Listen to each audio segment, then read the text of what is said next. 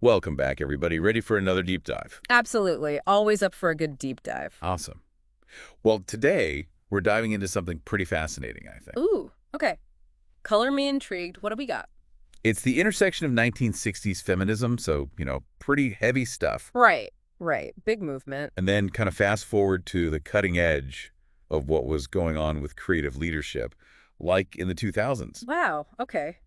That's quite a jump. So, we're time traveling through theory here. Aha, kinda. That's what we're going to see, right? You might be thinking, how do these two things even connect? Yeah, seriously. Feminism and, business leadership. It's not the most obvious pairing. Not at all. And that's why I think this can be so interesting. To do this deep dive, we've got Yeah. excerpts from a couple of books. Okay, so, reading material. What are the titles? One is Out of Our Minds, and the other is about finding your element.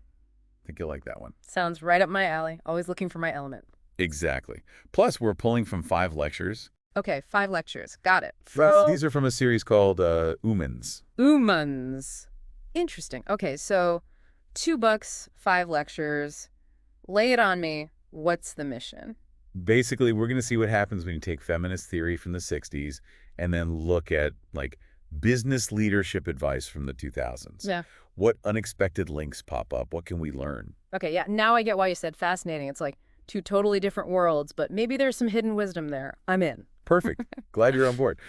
So one of the things that really struck me is how some theories become, super influential, Like they take on a life of their own. Yes. Almost like they become social trends, not just like a better idea someone had.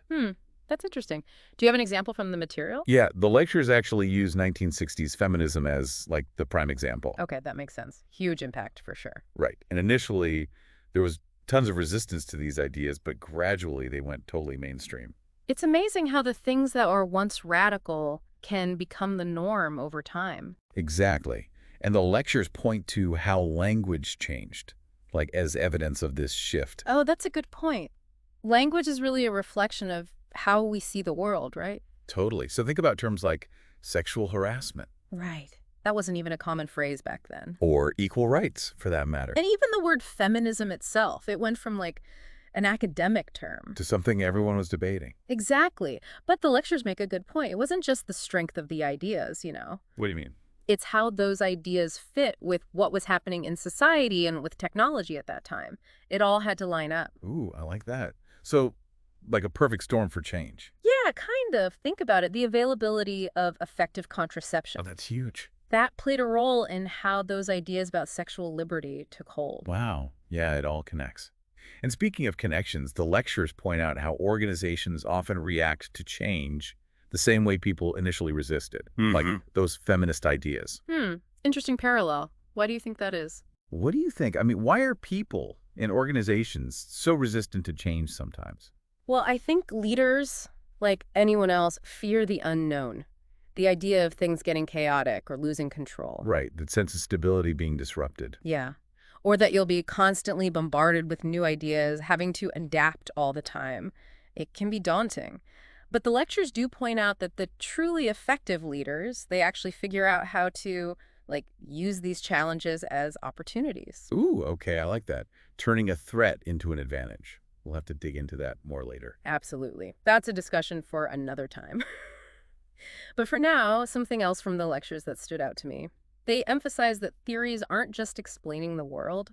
They're actually a reflection of the needs and mood of the time they come from. Oh, yeah. I was thinking about that, too. It's like theories are almost like a snapshot of a particular historical moment. Right. It's not necessarily that one theory is better than another, but it's more like... It's which one resonates with what people are feeling or needing at that specific moment. Decide. The lectures give the example of naturalist education theories becoming popular in the 50s and 60s. Interesting. What was it about that moment that made those theories so appealing, do you think?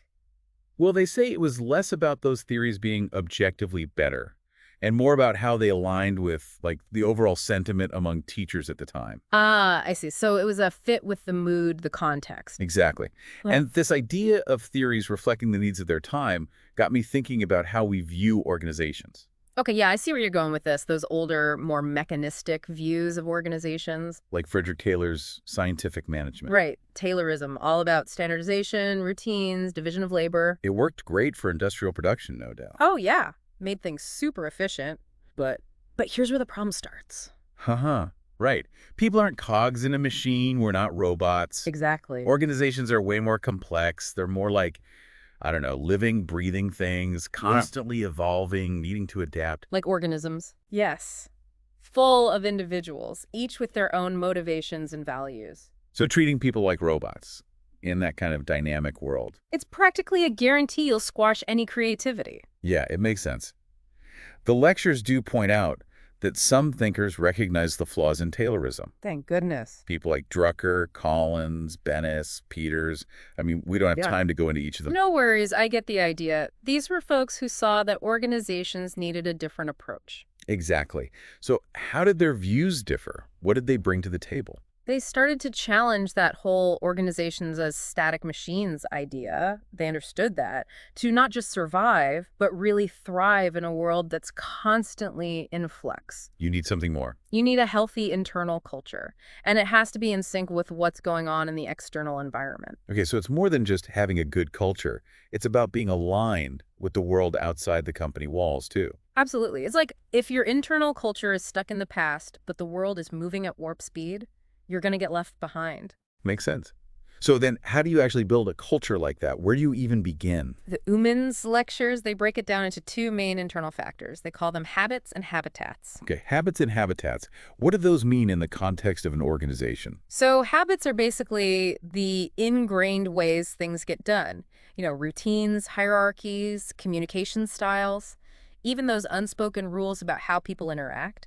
And then habitats. That's about the actual physical spaces where work happens. So the actual offices, the layout, the design. Exactly. And both habits and habitats need to be what they call supple. Supple, like bendy. Flexible. Flexible. Yes. Yes, exactly. They need to be flexible, responsive, adaptable, able to change with the times. Got it. So supple habits and supple habitats. I'm picturing like a company that can do yoga and contort itself into any position.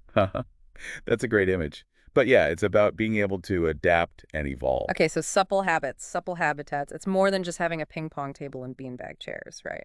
Way more. It's about the deeper structures and the overall energy of the place. Right, the vibe. Okay, so that's how you create the space for creativity. But what about the leader in all this? Where does the CEO fit in? That's where things get even more interesting. The lectures argue that a CEO's job is way bigger than just coming up with the brilliant ideas themselves. Really? I always thought that was like the main gig for CEO, be the visionary. It's a common misconception. Actually, there's a great anecdote in the lectures about a company struggling with internal communication. Wait, is this the one where the CEO was totally clueless there was even a problem? That's the one. And it just highlights how, even at the top, leaders often have a lot of anxiety around innovation. Yeah, I can imagine that. The pressure to always have the next big idea. Right. And the fear that encouraging new ideas will lead to chaos. So then what's the CEO supposed to do if they're not the idea person all the time? Well, the lectures suggest that a leader's most important job is to create the right conditions where everyone in the organization feels empowered to be creative. So it's like setting the stage, but not necessarily directing the whole play. Exactly. It's about fostering a culture where people feel safe to share ideas, take risks, experiment, and even fail sometimes. Yeah, that's key, without fear of getting punished for trying something new. Right. Because if you don't create that kind of environment, you risk missing out on some really amazing ideas. This reminds me of that story in the lectures about the museum security chief. Ah, yes. The disgruntled security chief. He was so frustrated because management wasn't listening to him, and he had all these insights about the visitor experience. That story is a perfect example of how valuable insights can come from anywhere in the organization. It's like that saying, the best ideas come from the most unexpected places. Exactly. And the lectures even cite a study from 2001, a Gallup study. I think that estimated disengaged employees were costing U.S. companies somewhere between, what were the numbers again? There's a huge range, right? Somewhere between $292 billion and $355 billion. Wow, that's a staggering amount of money. It really highlights the importance of creating a culture where everyone feels valued and their contributions are recognized. Yeah, not just for the sake of good vibes, but for the bottom line, too. Precisely. And that brings us to a crucial question. How do we actually unlock all of that potential that's hiding in plain sight? Ooh, yeah. The million-dollar question. And the book on finding your element offers some really interesting insights into this. Okay, finding your element. That sounds like a self-help book. It is, in a way, but it's also about understanding what makes people truly thrive. So it's about passion. Passion is part of it, yes, but there are two key components. It's about finding that sweet spot where you're naturally good at something. So your talents, your strength. Right, and you also genuinely love doing it. It's like when those two things come together, Passion and aptitude. Got it. that's when the magic happens. Yeah. And for leaders, the challenge is creating an environment that supports people in finding that sweet spot. Ah, so it's not just about telling people to follow their passion. It's about providing the structure and support to actually make it happen. Exactly. It's about creating the conditions for people to thrive. And what better place to look for inspiration than Pixar? Pixar, the animation studio. Yes, they're behind so many beloved films. Oh, Toy Story, Finding Nemo. Exactly. And they seem to have cracked the code when it comes to fostering creativity. What's their secret? Do they pipe happy gas into the ventilation system? Haha, maybe. But seriously, their employee development program, Pixar University, offers some amazing insights. Pixar University, is that like a real university? It's their internal training program, but it's unlike any other corporate training I've ever seen. They offer classes to everyone, no matter what their role is. So not just the animators and storytellers? Nope. Everyone. The lectures even give this example. A software engineer, a set dresser, a marketer, and a chef. A chef. What would a chef need to take a class at Pixar for? They were all taking a lighting class together. Wow, that's wild. It speaks to their motto, which is Alenos non diuchius. Lenus non vidia. What was that again? Alenos non diuchius. It means alone no longer. I like that. It really captures that spirit of collaboration. Right. And their dean, Randy Nelson, he emphasizes how everyone, no matter what they do, benefits from becoming more observant. So it's not just about learning technical skills, it's about developing a way of seeing the world. Exactly. And it reinforces that idea that innovation can come from anywhere, not just from those with creative job titles. I love that. It's like saying everyone has the potential to be creative. Exactly. It's just a matter of unlocking that potential. And Pixar University is a great example of how an organization can do that. Yeah, stark contrast to a lot of companies that see training as just an expense. Right. Short-term thinking. Mhm. But Pixar's approach shows how investing in your people can really pay off in the long run. And the lectures even point to Motorola as being like a pioneer in this area. Motorola, the phone company. Yeah, they were the first company in the U.S. to create a corporate university back in 1981. Wow, that's way ahead of the curve. And the lectures share this really heartwarming story about a hotel employee. She'd never really experienced success in education. But then her company started offering these development programs. Yes. And she found her element, you could say. It's a really cool story about how investing in people can be transformative on so many levels. But speaking of investing in people, what about Pixar's approach to collaboration? Oh, that's a great segue. They take collaboration beyond just, basic cooperation. What do you mean? Isn't collaboration just working together? It's more than that at Pixar. It's about truly valuing and building upon each other's ideas. So it's not just about, like, dividing up tasks and checking them off a list. No, it's much deeper than that. It's about synergy, creativity, and a genuine respect for everyone's contributions. And they have those two rules for collaboration, right? Yes. The first one is accept all offers. Accept all offers.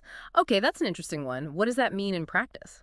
It means that instead of immediately shutting down someone's idea, you try to build on it. You focus on plussing, as they call it. Plussing. So it's like adding to an idea rather than negating it. Exactly. It's about seeing the potential in every idea, Yes. even if it's not perfect at first. And then the second rule is make your partners look good. Oh, I like that one. It's about being supportive. Yes.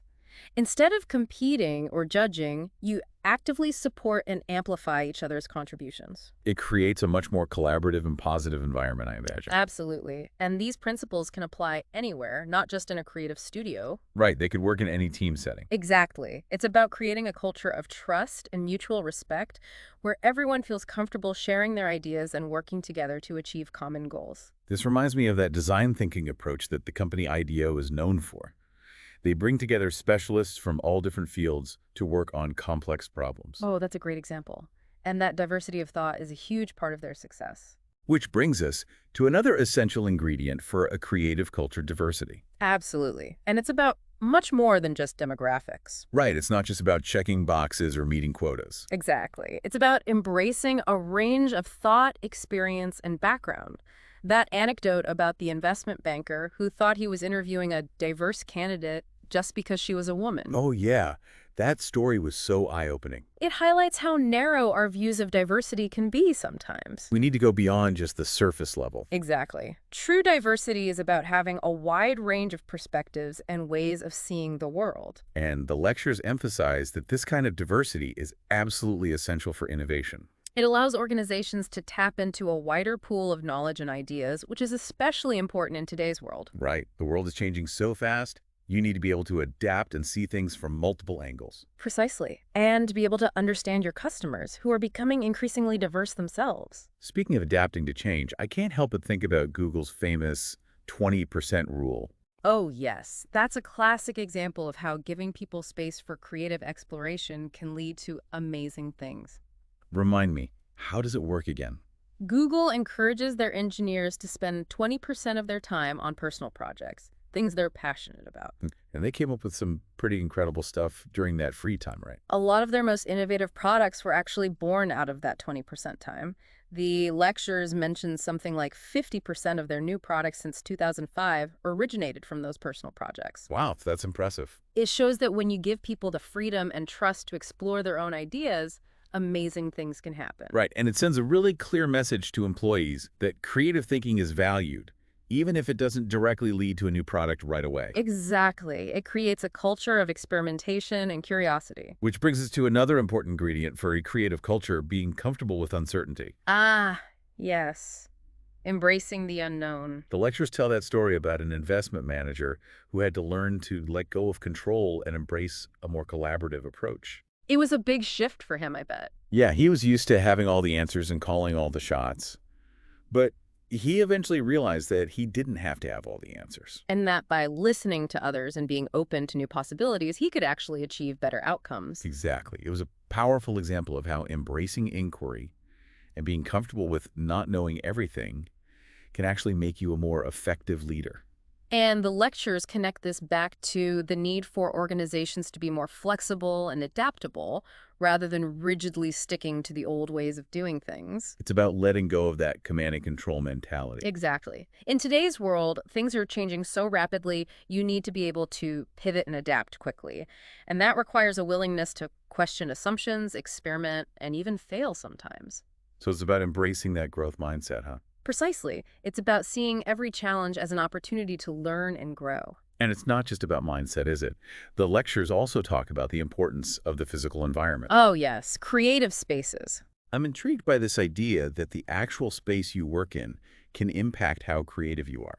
It makes sense when you think about it. I mean, if you're stuck in a drab, uninspiring cubicle all day, it's probably not going to spark your creative juices. Right, it's like trying to grow a plant in a dark closet. Exactly. And there's actually a whole field of study now called environmental psychology that's looking at how the environment impacts our behavior and thinking. So it's not just about aesthetics, it's about how the space actually affects our brains. Right. And there's another field called cognitive ergonomics, which is specifically looking at how to design workspaces that support cognitive performance, including creativity. Wow, I had no idea. It's fascinating stuff, and it really makes you think about how our workplaces could be redesigned to better support creative work. Yeah. I'm suddenly feeling inspired to rearrange my office. Yeah. But I think that's a conversation for another time. Agreed. We've covered a lot of ground already, but there's so much more to explore. Stay tuned for part 2, where we'll continue to unravel the surprising connections between feminist theory and the principles of creative leadership. We'll be back soon. Welcome back to the deep dive. You know, before we move on, I was thinking about what you said about redesigning workplaces for more creativity. What comes to mind for you when you think about that? It's a good question. It makes you think about how much our surroundings affect us, you know? And actually, speaking of impact, when we were talking about physical spaces and creativity, it made me think back to that idea of organizations being like living organisms. Ah, yes, that analogy. I like that one. So if we stick with that, what would be the nutrients, so to speak, that organizations need to actually thrive in this crazy, constantly changing world. Oh, I love where you're going with this. We've already touched on a few of those key nutrients, haven't we? Yeah, like that whole culture of valuing diversity and encouraging collaboration. Oh, and embracing inquiry. That was a big one. Absolutely. But those Umbins lectures, they also stressed how important it is to give people the time and space to explore creative ideas. Right, like Google giving their engineers that 20% time for personal projects. Exactly. It all ties back to that supple habitats idea we talked about. It's about creating an environment where it's okay to experiment and try things, even if they don't immediately lead to, a finished product or So something. it's a more long-term view. Exactly. Recognizing that creativity is a process, not just like a destination. And it takes trust. Trust in your people, trust in the process, and even trust in your own ability to adapt as things unfold. I'm thinking about Pixar University again. It's a really strong example of an organization that really invests in their people and their creative growth. Hmm. But it's not just about resources and opportunities, right? Right. It's the kind of environment they cultivate too. Yeah. Like those 2 rules they have for collaboration at Pixar. Ah, yes. The famous Pixar rules. Do you remember what they are? Accept all offers. Yeah. And make your partners look good. Something like that. Spot on. Those are the ones. And they really highlight the importance of building on each other's ideas. It's not about tearing each other down, but supporting and amplifying each other's contributions. And that can apply to any workplace, Mm. right? Not just somewhere like Pixar. Absolutely. Any team, any project, these principles can help create a more positive and collaborative environment. Yeah, I can see that. Yeah. So we've got the right environment. People are feeling supported. But what about diversity? That was a big theme in the lectures too, right? How important diversity is for driving innovation. Couldn't agree more. And remember, we're talking about diversity in the broadest sense. Right. It's not just about representation. It goes way deeper than that. True diversity embraces differences in thought, experience, background, everything. It's about having all those different lenses through which to view the world. Exactly. Which is crucial when you're trying to solve tough problems and come up with creative solutions. So the more diverse perspectives you have, the better equipped you are to adapt and thrive in a constantly changing world. Precisely. It's about recognizing that everyone has something unique to offer. The best solutions often come from the most unexpected places. Which brings us back to that security chief at the museum. Management wasn't listening to him, but he had so much insight into the visitor experience. Ah, yes, a perfect example. It just goes to show how important it is to create a culture where everyone feels comfortable speaking up, sharing their perspective. Makes sense. Yeah. But creating that kind of culture where everyone feels safe and valued, it's not always easy, is it? Especially for leaders. What are some of the biggest roadblocks? Well, I think one of the biggest challenges is that it requires a willingness to, you know, embrace inquiry and uncertainty. Right, to be comfortable with not knowing all the answers. Exactly. Especially for leaders who are used to being in control, that can be tough. It's a shift away from that traditional top-down leadership style. Yeah, the lectures even made a comparison. They said that in today's world, leaders need to be more like gardeners than generals. Gardeners. Yeah. Okay, I like that. Explain that one. It's about creating the right conditions for things to grow, but you can't control every aspect of the process. So it's about fostering that culture of experimentation, being okay with not knowing exactly what the outcome will be. Exactly. And trusting the process, which requires, a certain level of trust in your people, in the process itself, and in your own ability to adapt and learn as you go. Reminds me of that investment manager we talked about, the one who had to learn to let go of control and be more collaborative. It was a huge shift for him, but ultimately it made him a much more effective leader. And it all circles back to that idea of the organization as a living, breathing organism. Right. To thrive, it needs the right nutrients: diversity, collaboration, inquiry, and a willingness to embrace change. And just like a garden, it needs constant care and attention. It needs to be nurtured. Absolutely. Yeah. It's a journey, not a destination. And the lectures even challenged us to think about how we can apply these principles beyond the business world. Oh, interesting. Like where? They asked, what if we applied these ideas to education?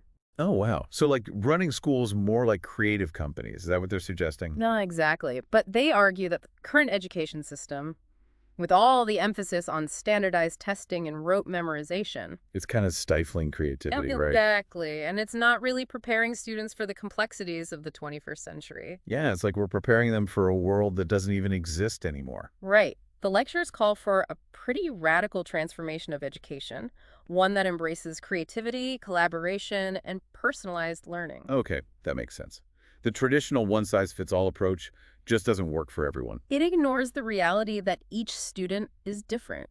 Every teacher is different. Each school is unique. It's like trying to fit square pegs into round holes. Perfect analogy. And it just leads to disengagement, disillusionment, kids feeling like they're not good enough, or that learning is something to be endured rather than enjoyed. Right, right. It shouldn't be like that. Exactly. Instead of this factory model of education, the lectures suggest we move towards a more human-centered approach. So create learning environments that are stimulating and supportive, Hmm. where kids feel empowered to explore their passions and develop their unique talents. Yes, instead of trying to fit them into some predetermined mold. That's a really beautiful vision. But it seems like such a huge task. I mean, the current education system is so entrenched. Where do we even start to make these changes? The lectures suggest it starts with a shift in mindset.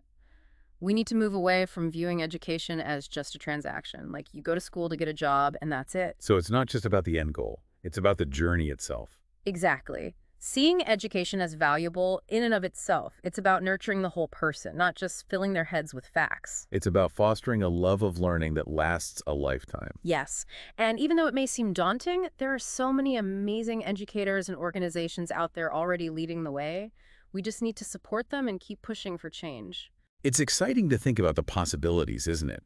What our world could look like if we really embrace this more holistic approach to education. It is. Imagine a world where learning is engaging and empowering for everyone, where creativity flourishes and everyone has the chance to reach their full potential. It's a beautiful vision. And the lectures actually highlight some examples of schools that are already doing this. The Sudbury Valley School and the Blue School. Those are just two examples, and they're doing incredible work. Okay, tell me more. What makes these schools so unique? Well, take Sudbury Valley, for example. It's in Massachusetts. It's a democratic school where students have complete freedom to choose what they learn and how they learn it. Whoa, that's pretty radical. It is. They believe that real learning happens when students are intrinsically motivated, when they're following their own passions. Okay, but how does that actually work? The whole school is run democratically. Students and staff have an equal say in all the decision-making. Wow. No set curriculum, no timetable. Nope. Students structure their own days. They can explore their interests, work on projects, learn at their own pace. It's all about self-directed learning. That sounds amazing. But I bet some people would be skeptical. Like, does this really prepare students for the real world? That's a common question, but the results speak for themselves.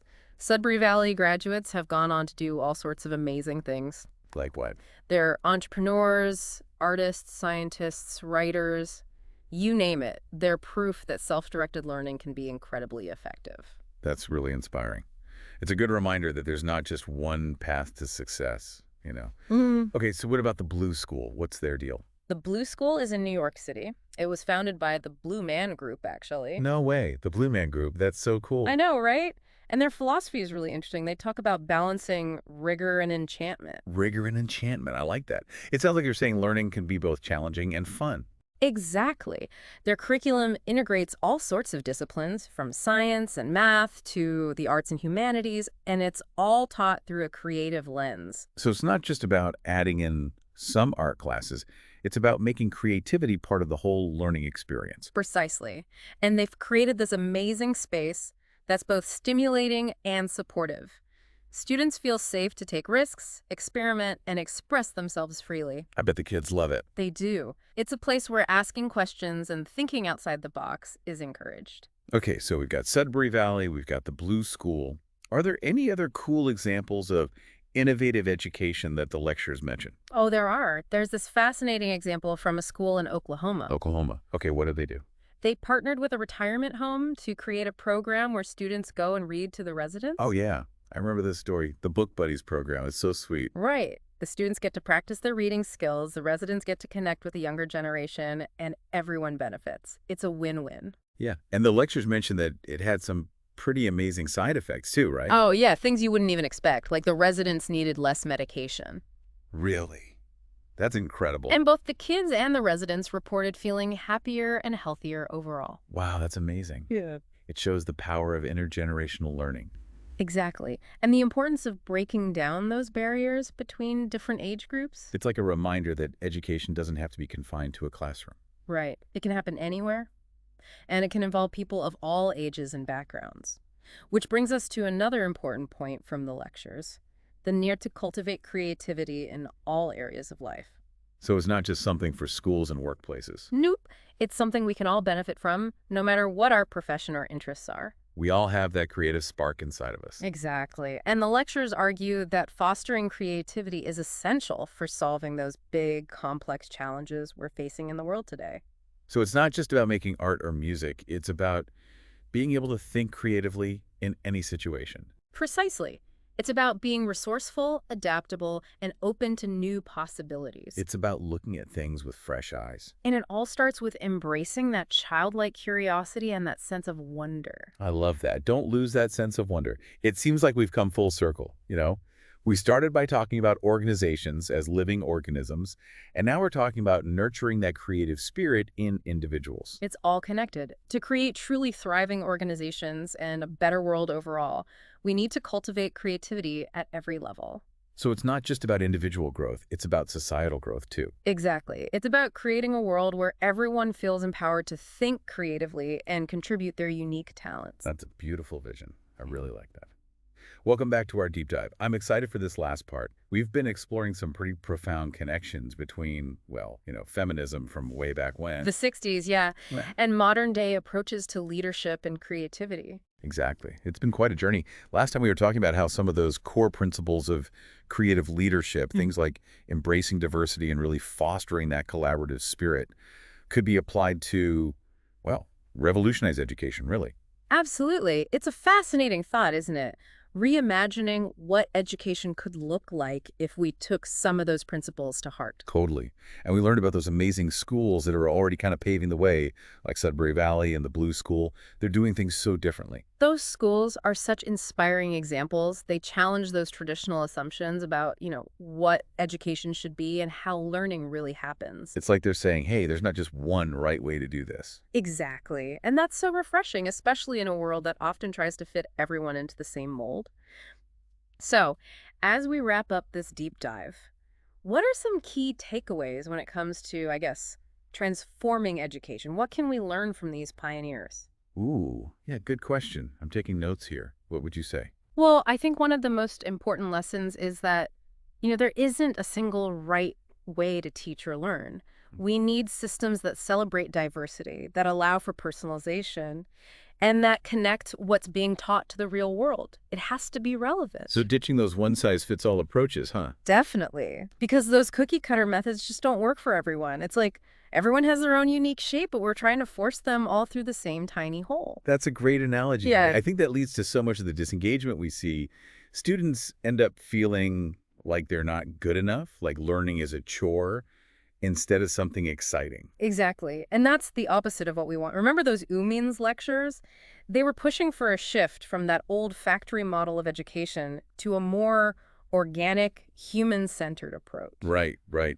Creating spaces where students feel safe to take risks, explore their passions, and really develop their unique talents, whatever those may be. Exactly. And it's interesting because it ties back to what we were talking about with organizations too, right? Yeah. That need for psychological safety. Oh, yeah, where people feel comfortable sharing their ideas, trying new things, without the fear of being judged or criticized. Yes, it's about creating a culture of belonging and empowerment, whether it's in a classroom or in a company.